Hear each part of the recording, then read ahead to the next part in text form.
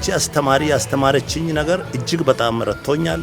ስለዚህ እሷን በጣም ነው ማደንቀው። መስዋዕትነት እያከፈለ ተማሪዎች ወደ ተሻለ ደረጃ እንዲደርሱ በቲዩቶሪያል መልክ መስቀሌን በጣም አመሰግናለሁ። በጣም ነው የምወዳት። ደግሞ ከሷ ምክርም ብዙ ነገር ተምሬያለሁ። በጣም ብርቱ መምህር ናቸው። በጣም ተማሪዎችን ያስተምራሉ፣ ዕውቀት አላቸው። ስሙ ደስታ ይባላል። የኮንስቲቱሽን መምህር ነበር።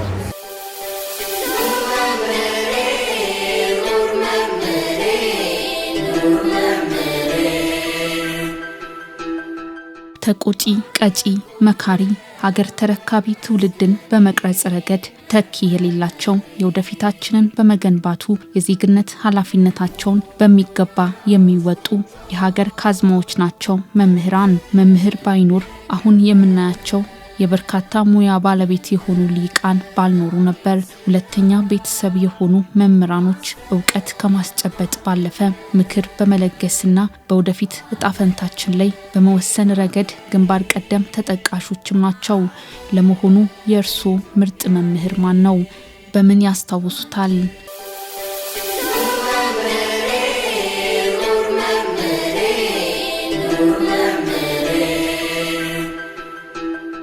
በ1974 ነርሲንግ ስኩል ጥቁር አንበሳ ነው የተመረኩት። ማነው 74 ጀምሮ እስከ 76 ዓመተ ምህረት በዩኒቨርሲቲ ስር በሚገኝ በጥቁር አንበሳ ሆስፒታል የነርስ ትምህርቴን እዛ ነው ሃይ ስኩል ከጨረስኩ በኋላ እዛ ገብቻለሁ። በጣም ከማስታውሳቸው አስተማሪዎቼ በጣም ማስታውሰው በነርሲንግ ስኩል እያለሁ አንድ የሙያ ማሰልጠኛ ነው ተግባር ስንማር ጋይኒና ኦብስቲያትሪክስ ስንማር አንድ አስተማሪ ተጽዕኖ ያደረሰችኝን ሁሌ ማስታውሳት እሷን ነው። የነርሲንግ ስኩል ላይ በጥቁር አንበሳ አንድ ሰው 30 ሴትን ማዋለድ አለበት። ያንን 30 ሰው በራሱ ከመጀመሪያው ጀምሮ መርምሮ ራሱ ሁሉን ነገር ጨርሶ ማስረከብ አለበት ሌላ ሰው ሳይገባ። ስለዚህ ያንን ስንማር አንድ አስተማሪያችን በጣም ኃይለኛ ናት። ሲሞን አሁን ትንሽ ረስቻለሁ ከቆይታ ምንድነው ያደረገችን? ከነቀደም ብሎ አንድ ባለሙያ አንድ ሴት ሊመረምር ያስገባና ይመረምራታል። ማይጸኗ ተከፍቷል አልተከፈተም የሚለውን ምርመራ ሲያደርግ ምንም ማይጸኗ አልተከፈተም። ነገር ግን እሱ የተከፈተ መሰለውና 3 ሴንቲሜትር ተከፍቷል ይላል። ከዛ አንድ ቀን ሙሉ ሲጠብቅ ይውላል። ማታ እኔ ነኝ ተረኛ፣ እሱ የቀን ባለሙያ ነው። እኔ ማታ ገባው። እኔ ማታ ሲከፍት ሲመረምር ማይጸኗ አልተከፈተም። ለኔ አስተማሪ እቺ ሴት ማይጸኗ አልተከፈተም ብዬ ነገርኳት ለኔ አስተማሪ። ከዛ ደደባለች አስታውሳለሁ። ደደብ ሙሉ ቀን ትወልዳለች ብሎ ልጁ ተዘጋጅቶ የተቀመጠውን ሺውን ሴት ማህፀን አልተከፈተም ትለኝና ደደብ ማለቷን አስታውሳለሁ። ከዛ በኋላ እሷ ሲታይ ማህፀኑ አልተከፈተም።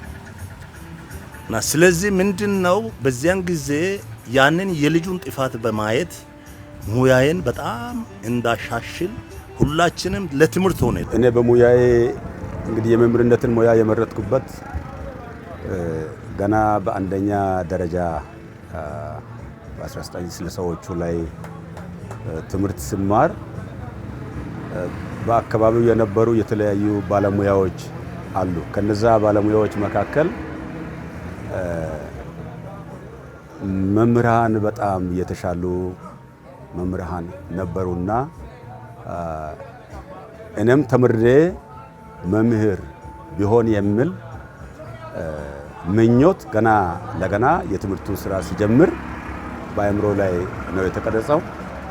ይህንንም ለዝም የማልረሳውና እስከ ዛሬም ድረስ ወደዚሁ ሙያ እንድመጣም በውስጤ ላይ የነበረ በአንደኛ ደረጃ ከአራተኛ ክፍል ጀምሮ አራተኛ፣ አምስተኛ፣ ስድስተኛ ክፍል ላይ ስማር ያስተማረኝ መምህር አሁን በህይወት የሉም። በጣም የከበሩ መምህር ናኔ ሰጠጦ የሚባሉ መምህር ነበሩ። የእሳቸውን አራያነት በመከተል በጣም ብርቱ መምህር ናቸው።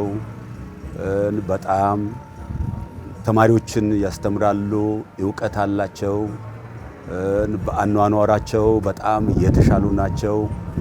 ለሌሎች ሰዎች ሁሉ ሞዴል የሚሆኑ ሰው ነበሩና እሳቸው በውስጤ ላይ ነበሩና እስከ ዛሬ ድረስ በዚሁ ሙያ ሳልፍም ያ ጊዜ ሁሌም ይታሰበኝ ነበር። ያንን አስታውሳቸዋለሁ። እሳቸው ናቸው። እኔ ጎበዝ ተማሪ ነበርኩና አክቲቭ ነበርኩና ያው ደስ የሚል ላይፍ ነበረ ትምህርት ጉዳይ ላይ እና በትምህርት ዙሪያ ላይ እና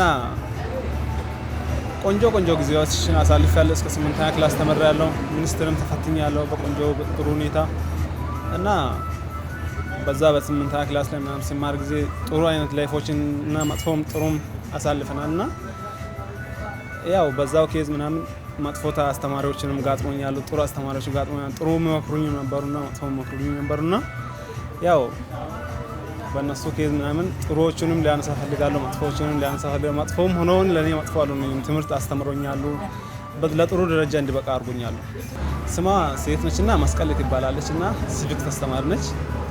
ያው አንዳንዴ ረብሻለሁ ከልጆች ጋር ሆኜ ምናምን እና ትመክረኛለች። አትረብሽ ምናምን ትለኛለች። አንዳንዴ ቁጭ አድርጋ ቢሮ ወስዳ ምናምን ትመክረኛለች እና ስምጠሪም ነበረች እና ብቻ ቆንጆ አስተማሪ በጣም ነው የምወዳት። በጣም ትወደኛለች። ትልቅ ነው ከኔ በጣም እንደ እናቴ አያታለሁ እና ጥሩ ነገር ትመክረኛለች። 8ኛ ክላስ ላይ የሆነ አንድ እንግሊዝኛ መምህር አለ ማለት ነው። ደሚስ ፋንታ ይባላል። እሱ በጣም እያስተማረ ነበረ። ያው እንግሊዝኛም እኔ በደንብ አውቃለሁ ማለት ነው። ስለዚህ በዛን ሰዓት ያ መምህር መክሮ ነበረ። የነሱ አፕሮቹ የነሱ ምክሩ ሰምቼ በቃ እናም ወደፊት ልክ እናም ልጆችም አስተምራለኝ፣ ልጆችም እንቀይራለኝ፣ የና ህይወትም ታሪክን እንቀይራለን ብለ በዛን ወቅት የኔ ፉችረቱ ወይም የኔ ተስፋ አስቤ ነበርኩኝ። በዛ ፕላኑ መሰረት በአጋጣሚ ያው ውጤቱ በ12ኛ ላይ እንትን ሆኖ ያው መምህርነት የሚያስገባ ውጤት አምጥተዋል ማለት ነው። ናትናኤል የሚባል በዚህ በሊቃ ትምህርት ቤት ነው ያለው። እንግዲህ እሱ እስካሁን ድረስ በምንም እንትን እየረዳኝ አሳይመንትም ምንም ይሁን ሌሎች አስተማሪዎችም እያገዙኝ እየረዱኝ በቴሌግራም አሳይመንቶችም የተለያዩ ጥያቄዎችን እየሰሩ ይገኛሉ። በእነዚህም እገዛ እየተደረገልኝ ነው። እኔም በራሴ ጥረት ትንሽ ራሴንም ትንሽ እየለወጥኩኝ ይገኛለሁ። መቼም በትምህርት ህይወት ውስጥ ያለፈ በሙሉ የሚያጋጥመው አንዳች መልካም አሊያም በመጥፎ ጎኑ የሚወሳ የትምህርት ህይወት ይኖረዋል። የማይረሳው አጋጣሚ በተመልካቾቻችን ዘንድ እንዴት ይታወሳል? በአጋጣሚ በክፍል ላይ አለቃ ነበርኩኝ። አለቃ ሆኜ ያችን ተማሪ የመተውባት እሷን መትቼ መምህሩ ደግሞ እኔን በተማሪ ፊት መጥተው የቀጡበት ቀን እስከ ዛሬ ድረስ መምህር ሆኜም ተማሪንም እንዳልቀጣ ሌሎች ተማሪዎች አሁን በክፍል ላይ ሌሎችን እንዳይቀጡ ያ ትውስታ ከውስጤ እስከ ዛሬ ድረስ አይጠፋም። ያንን አረሳም። የሆነ ጊዜ እንዲሁ የሆነ ጓደኞቼ ጋር ሆኜ እና ትምህርት ቤት እየሄድኩኝ ልክ እንትን ሱቅ ላይ ምናምን አስቀምጬ ደፍተሮቼ ምናምን ሱቅ ላይ አስቀምጬ ምናምን ፊልም ቤት ነበርና ፊልም ቤት ገብቼ ልክ ከፊልም ቤት ሲወጣ ጊዜ ምናምን አስተማሪ አግኝቶኝ ምናምን ቀጠኝና 3 ቀን ምናምን ትምህርት ምናምን ያኔ በጣም ጎበዝ ተማሪ ስለነበርኩኝ 3 ቀኑ በጣም ከብዶኝ ነበርና ያንን ላይፌን እጅግ በጣም በሃይ ስኩልም ሶዶ 70 ከ69 እስከ 73 ሃይ ስኩል ነበርኩኝ። አግሪካልቸር የሚባል ያኔ አግሪካልቸር እንትን አለ። በአግሪካልቸር ነበር የተመደብኩት። በክፍል አለቃም ነኝ። አለቃ ያኔ የሚደረጉት አለቃዎች ሁሉ ለትምህርት ጎበዝ ናቸው። ስለዚህ በጣም የተሻለ ስራ ይሰራ ነበር። ጎበዝ ነበርኩኝ። በዛም ነው የዚያን ጊዜ ከአንድ ዩኒቨርሲቲ ለመግባት አንድ ሰው ወይም 2 ሰው የሚገባበት አስቸጋሪ ወቅት ስለነበር እንጂ እኔ ከገባው በኋላ ከኔ ቀጥሎ ያሉት አሻሽለው ቀጥታ ዶክተሬት ሄዱትን አስታውሳለሁ። እኔ ግን ከነሱ የሚሻል ጥሩ ትምህርት ይከታተል ነበር። በአስተማሪዎቼ ብዙም አንድም ክርስቲያን ነኝ። ባህሪዬ ይህን ያህል የከፋ እንደ ዘመኑ ተማሪ የተለያየ ሱሳሱስ የለኝም። በጣም ትምህርትን ነው የሚከታተለው። አለቃም ነበርኩኝ። ስለዚህ በመምህራኖቼ በጣም ይወደዳለሁ። እንዲያውም በቲቲአይ ሲሄድ በጣም የሚወደኝ አንድ አስተማሪ አዋሳ ታቦር ቲቲአይ ነበር። እዛው ጎን ላይ ሃይ ስኩል ነበር። እኔ ቲቲአይ ገብቼ ኢቭን እኔን ስለሚያውቀኝ ማታ እሱ ራሱ እኔን ጠርቶኝ እባክህን አንተ የተሻለ እውቀት ስላለ እኔ ዩኒቨርሲቲ ጆይን እንድታደርግ ፈልጋለሁና እንድትማር ሁሉ ብሎኝ ይገፋፋኝ ነበር። ስለዚህ አንድም በተሻለ ሁኔታ ከመምህራኖቼ ጋር ማሳለፈን አውቃለሁ። የጎላ ርዕሰ መምህር አለ ቤዛቢ ሚልኪያስ አሁን ያው ዞን ላይ ይሰራል ማለት ነው። እሱ በጣም ወዳለው እዛ እኔ ስታዲየም ላይ እየጠና ሳለኝ ወደ ቤት አስገብቶ በራሱ ቤት አስገብቶ የሆነ ምክር ሰጥቶ ነበረ። እሱም ትዝ ይላል። የኔ ያጎቴ ልጅም እዛ አዲስ አበባ ይማራል ከእናንተ ጋራ ያው የ10ኛ ክላስ ነን ብሎ በዛም ሰዓት ለኔ ምክር ሰጥቷል። ትንሽ የትምህርት ስታይሎች ተቀይሮ ነበሩ ግን ያንን በጣም ነው ያዘንኩት እና እኔ ከገባው ነው የተቀየረው ወይስ እንዴት ነው ብዬ እንትን ስል ነበረ። ትምህርት ቤቱ ላይ ትንሽ ድክመት ታይቶ ነበር ግን አሁን ላይ በጣም ትምህርት ቤቱ ራሱን የማሻሻል የመቀየር ሁኔታ ተፈጥሯል። አስተማሪዎችም ይሁን ግቢም አሁን ተማሪዎች ራሱ የመቀበል ሁኔታ ራሱ በጣም ከበፊቱ አሁን የተሻሻለ መጥቷል ማለት ነው። እኔ ስኖር ትንሽ ተማሪ ጫና አለበት ክላስ ውስጥ ተማሪዎችም ብዙ የመቀበል እንትን አለ። ግን አሁን ላይ ሲሪየስ ነው። ተማሪዎችም ተቀንሷሉ። ምርጥ የትምህርት አሰጣጥ አለ እና በጣም አሁን ራሱ እየወደድኩኝ ነው ያግቢን ማለት ነው እና ትንሽ ያ ቻሌንጅ ነበረ።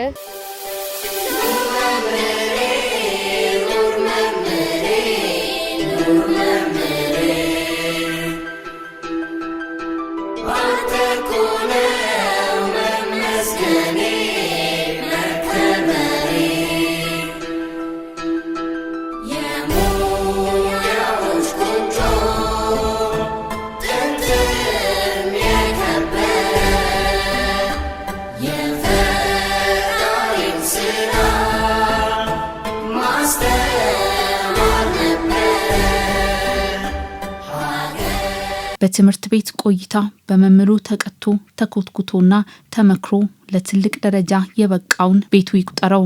በርካቶችን ከጥፋት መንገድ በመመለስ ወደፊታቸውን ያሳመሩ መምህራን ክብር የሚገባቸው ናቸውና በተማሪዎቻቸው ዘንድም ምንጊዜም ሲመሰገኑ ይኖራሉ። በእርግጥ እንደኛ ሁኔታው ያኔ ቴክኖሎጂው መልካም አይደለም። በዚህ አይነት ቴክኖሎጂ ባለበት በአሁን ባሉት ከኛ ባልተሻሉ መምህራን ነው እኛ በዚያን ጊዜ የምንማረው። ቢያንስ ከቲቲአይ የመጡ መምህራን እኛን መልሶ ያስተምሩናል። የተሻለ መምህር በዚያን ጊዜ ቢኖር እጅግ ብዙ ቦታ እንደምደርስ እናውቃለን። በዚህ ዘመን ግን አንድም አስተማሪዎቻቸው እጅግ በጣም የተሻለ እውቀት ያላቸው በእውነት የኛን ያህል ጥረት ቢያደርጉ በተሻለ ውጤት ይሄዳሉ የሚል ግንዛቤ ያለኝ። ግን ያም ቢሆን ከልጆቼ ቢያንስ እኔ አንድ ሁለት ልጆቼን በጥሩ ውጤት ሃይ ስኩል ሲማሩ ተጨማሪ አስተማሪ ቀጥሬያቸው አስተምር ነበር። አሁን በጥሩ ሁኔታ አንድ ካፒቴን አለኝ፣ ውጪ ካፒቴን ነው በአሁኑ ሰዓት። 300 ሜትር ይባላል የነሱ የመርከባቸው ርዝመት። ያንን የድራይቭ የሚያደርግ ካፒቴን ልጅ አለኝ። ሌላውም እንደዚሁም በጣም ጎበዝ ልጅ አለ። በሩሲያ አንድ ትምህርት ቤት አስተማሪ ነው። ስለዚህ ልጆችን ለተሻለ ለማድረስ ሞክሬያለሁ። ሌሎቹም በእርግጥ ይህን ያህል እንደነሱ ባይሄዱም በተለያዩ ሙያዎች በፋርማሲ በሌሎች የሚማሩ ልጆች አሉኝ እና ልጆችን ለማስተማር ሞክሬያለሁ። እኔ ትምህርትን በጣም ስለምወድ ልጆቼ የተሻለ ቦታ እንዲደርሱ እኔ አሁን ከሚሰራው ከንግድ በላይ ልጆቼ ወደ ተሻለ ቦታ እንዲሄዱ የማድረጉን ስራ እየሰራው ይገኛለሁ። ግን ይህን ያህል የኛ ያህል ከራሳቸው ተነሳስተው ይማራሉ ብዬ አላምንም። ምክንያቱም እኔ አሁን ገጠር ቦሎሶ ቦምቤ ከሚባል ቦታ እስከ አረካ ድረስ እህል ጭነን መተን ተቸግረን ነው የምንማረው። ልጆቻችን ግን እዚሁ ከኛ ጋር ሆነው አሁን የኔ ቤት አባና ነው። ከዛ ቻባና ወደ ዩኒቨርሲቲ የተማሩ ልጆች አሉኝ። እነሱ እዛችሁ እንኳን ለመግባት የኛን ያህል ጥረት አድርገዋል የሚል ግምት የለኝም። የኛ ወቅት ጥሩ ነበር። ማንም እኛን ኢንካሬጅ ሳያደርግ የትምህርቱ ፍላጎቱ ስላለን እኛ በዚህ አይነት ስንማር ነበር። ያለፈውን የመምህራንን ሁኔታ በምናይበት ጊዜ አንደኛ በጊዜው ለመምህራን የነበራቸው ክብር ከገንዘብ በላይ በተማሪዎች ዘንድ ይወደዳሉ፣ በህብረተሰቡ ዘንድ ይወደዳሉ። የተሻለ ስፍራ ነው የሚሰጣቸው። እኛ ተማሪ በነበርን ጊዜ የኛ መምህራን ልብሳችሁን አውልቁ ትገረፋላችሁ ብለውን አሁን ሱሪያቸውን አውጥተው የተገረፉ ተማሪዎችን አስታውሳለሁ። ተንበርከክ ተብለው ተንበርክከው ተኝተው ታዘው የሚገረፉ ተማሪዎችን አውቃለሁ። በጊዜው ለመምህራን ትልቅ ክብር ከተማሪም ትልቅ ክብር ነው የሚሰጣቸው ቦታ የሚከፈላቸው አነስተኛ ቢሆንም ትልቅ ቦታ ነው የሚሰጣቸው። በአሁን ሰዓት አሁን ከዚህ ከቴክኖሎጂም ጋር ተያይዞ መምህራን ለተማሪ የሚሰጡት ቦታና ያኔ በእኛ ጊዜ ለመምህራን የሚሰጥና አሁን የሚሰጥ ቦታ በፍጹም የተለያየ ነው። ከዚህም የተነሳ የትምህርቱም ስርዓት የተበላሸ ተማሪዎችም ወደ መምህራን ቀርቦ ማግኘት የሚገባቸውን ዕውቀት በነፃነት የማያገኙበት ሁኔታ ነበር እና ያን ጊዜ ለመምህራን የሚሰጣቸው ቦታ በጣም የተሻለ ቦታ ከህብረተሰብም ከመንግስትም ከተማሪዎችም ይሰጣል። ያ ቦታ አሁን በዛው ልክ አሁን ላሉ መምህራን አይሰጥም። ይሄ እንግዲህ ሊሻሻል የሚገባ በህብረተሰቡ ዘንድ በተማሪዎችም ዘንድ ለመምህራን መምህር እንግዲህ በሰው ህይወት ላይ ነው የሚሰራው። ዓለማችን አሁን ከደረሰችበት ስልጣኔ አንጻር ለዛ ሁሉ መሰረት መምህሩ ነው። የሰውን ህይወት ይቀርጻል። በሰው ህይወት ላይ ነው የሚሰራው። ስለዚህ በጣም የከበረ ትልቅ ሙያ ነው መምህርነት። ስለዚህ ይህንን የከበረውን ሙያ ለሚሰራ ሰው ከተማሪዎች ተገቢ አክብሮት ያስፈልጋል። ከመንግስትም የተለየ ከደሞዝም አንጻር ብዙውን ጊዜ ጥያቄ ያነሳሉ መምህራን። የመምህራን ጥያቄ ቅድሚያ ተሰጥቶ በመንግስትም ሊታይ ይገባል። በህብረተሰቡም ዘንድ ለመምህራን የሚሰጣቸው ቦታ የተሻለ ቦታ ሊሰጣቸው ይገባል የሚል ሀሳብ አለኝ። በእኛ ወቅት ተማሪዎች በጣም መምህራንም ያከብራሉ። እነሱ የሚሰጡ ትምህርትም በአግባቡ ይከተላሉ ማለት ነው። በአሁኑ ወቅት ስናይ ተማሪ ያው ዘመኑ ያመጣው ቴክኖሎጂ አለ። በዛ አጋጣሚ ቴክኖሎጂ ውስጥ ገብቶ መምህራኑ የሚሰጥ ትምህርቱ በአግባቡ አይከተሉም። ግን ከዚህ በኋላ ተማሪዎች ምን መሆን አለበት? መጀመሪያ መምህራንም ማከብር አለበት። መምህራኑ የሚሰጥ ትምህርቱ በአግባቡ መቀበል አለበት። ከዛ በኋላ መምህራኑ እነሱ ካከብሩ ትምህርቱ ራሱ ይገባል ማለት ነው። መጀመሪያ መምህሩ መወደድ አለበት ማለት ነው። መምህሩ ከወደደ ያው ትምህርቱ ራሱ ይገባል። አንድ ሰው ከውስጥ ያ መምህሩ ከወደደ ያው ትምህርቱ ይገባል። ግን ከዚህ በኋላ ያሉ ተማሪዎች በአግባቡ መምህራን ማከብር አለበት። መምህራን የሚሰጠው ትምህርቶች በአግባቡ መከተል አለበት። ራሱ በመጀመሪያ ያው እናትና አባት መነሻ ስለሆነ እነሱ በግራውንድ ላይ እናቱም አባቱ ማከብር አለበት። ለእናቱም አባቱ መታዘዝ አለበት። በጣም አመሰግናቸዋለሁ። በነገራችን ላይ ከምክራቸው የተቀበልኳቸው ነገሮች ብዙ አሉ።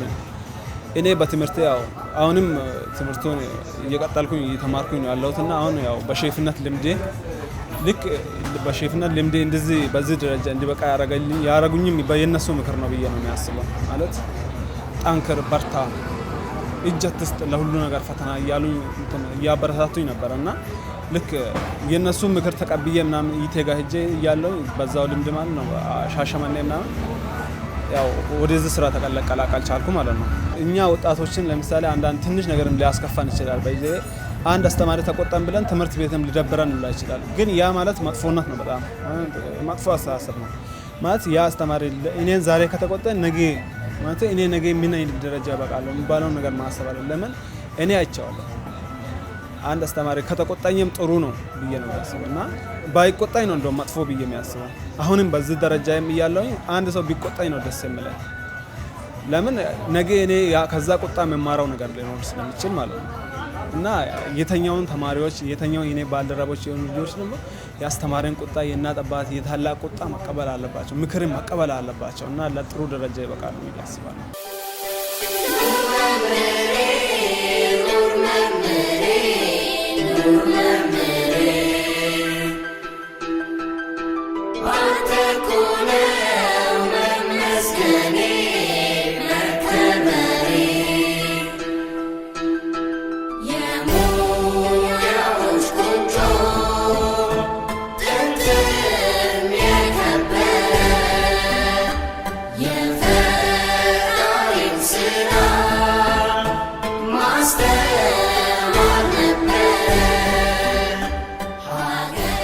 የተማረ ሁሉ የሚያልፍበት መሸጋገሪያ ድልድይ፣ መወጣጫ መሰላል፣ መመልከቻ መነጽር፣ መታወቂያ ሰሌዳ፣ መሀይምነትን ፍቀው ባለምጡቅ አእምሮዎችን የሚቀርጹ የሙያዎች ሁሉ የበላይ አባት የሆኑ መምህራኖቻችንን እድሜ ያርዝምልን።